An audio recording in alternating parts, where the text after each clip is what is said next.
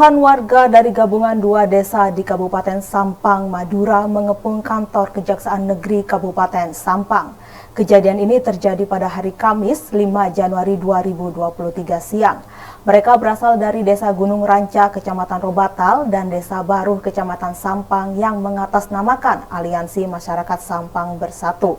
Kedatangannya ke Kejari Sampang sebagai aksi turun jalan untuk menuntut mafia bansos di 2 desa tersebut segera diungkap. Sebab dugaan perkara tindak pidana korupsi penyelewengan dana bansos di 2 desa tersebut sudah berjalan atau ditangani hampir setahun ini.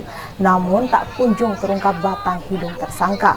Pantauan di lokasi, masa mulai menggelar aksi dari Taman Wijaya Kusuma, kemudian menyusuri jalan hingga menuju depan kantor Kejari Sampang, Jalan Jaksa Agung Suprapto.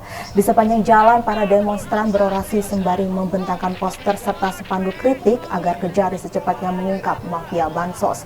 Koordinator lapangan aksi Hanafi mengatakan bahwa alasan demonstran menggelar aksi karena dalam penanganan dugaan kasus tipikor di 2 desa itu terkesan lamban.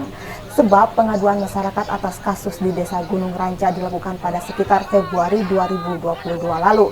Seiring berjalannya waktu, kasus yang diduga kuat melibatkan Kades Gunung Ranca inisial MJ itu ditingkatkan ke tahap penyidikan sekitar Juni 2022. Begitupun unsur kerugian negara sudah terpenuhi. Namun sampai penghujung tahun 2022, Kejari Sampang belum menetapkan tersangka. Dengan begitu membuat kecurigaan sebagian besar warga yang menghendaki bahwa proses hukum harus berkepastian dan memenuhi rasa kepastian dan rasa keadilan. Sementara itu, Kasih Tindak Pidana Khusus Kejari Sampang Satrio menyampaikan hingga saat ini pihaknya terus berupaya menyelesaikan kasus.